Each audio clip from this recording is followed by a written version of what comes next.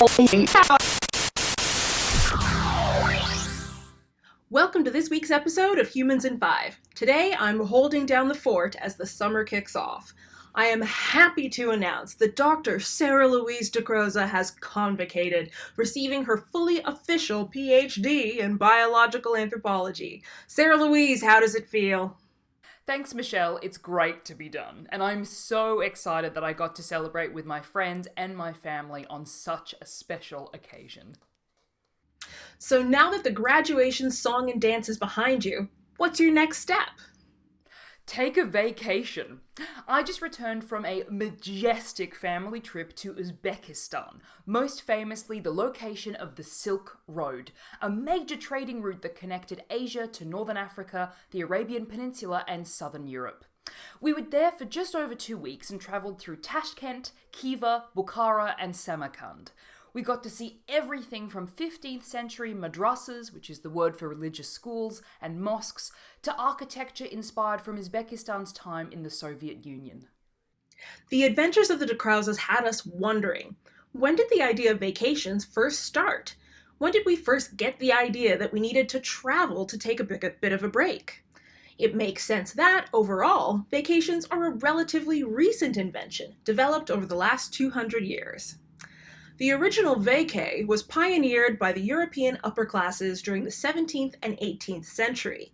As the children of the aristocracy came of age during early adulthood, they would participate in a grand tour.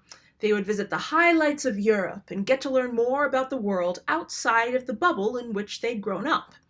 This trend has modern echoes, as many young people today will embark on a tour across the European continent once they're old enough to enjoy traveling on their own. The difference in the past was that the Grand Tour was restricted to those of means, or those who were able to get a sponsor to help cover the cost of the trip. These tours were unheard of to those without the means to go exploring. As time passed into the 19th century, more and more people started working in an enriched middle class with job-style employment after the Industrial Revolution. As more workers moved away from tending to the land and into 9-to-5 environments, personal wealth started to increase. But workers also started to feel the burn of constantly plugging away at the same job day in and day out. With this increased intensity of work, religious movements in particular started to encourage people to take a break, enjoy some introspection, and take the time to rest and recuperate. This idea of taking structured time away from work, either by taking a break at home or somewhere far away from your job, began to take off among the middle classes. These holidays or vacations were increasingly decoupled from religion and associated with workplace expectations. People started to demand that workplaces allowed for workers to take some time away from their jobs.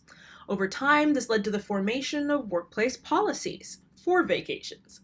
In many countries, it's now mandatory to give your workers some time to kick back and decompress. This amount of time can be quite variable. For example, 2 weeks is pretty standard in North America, but vacations can go for up to 6 to 8 weeks in parts of Europe. That being said, in this day and age, workplace culture has left us feeling a little guilty when we take time off for ourselves. I felt a little guilty leaving my computer behind so that I could focus on being with my family. In some countries, people won't always use the vacation days they're given, or they might find ways to still do some work when they're supposed to be on vacation. I'm glad to say that I resisted the urge, and I enjoyed reflecting on my accomplishments and seeing some of the great wonders of this world. We hope you get to take some time off to rest and relax, and we'll see you next time on Humans in 5. Don't forget to subscribe!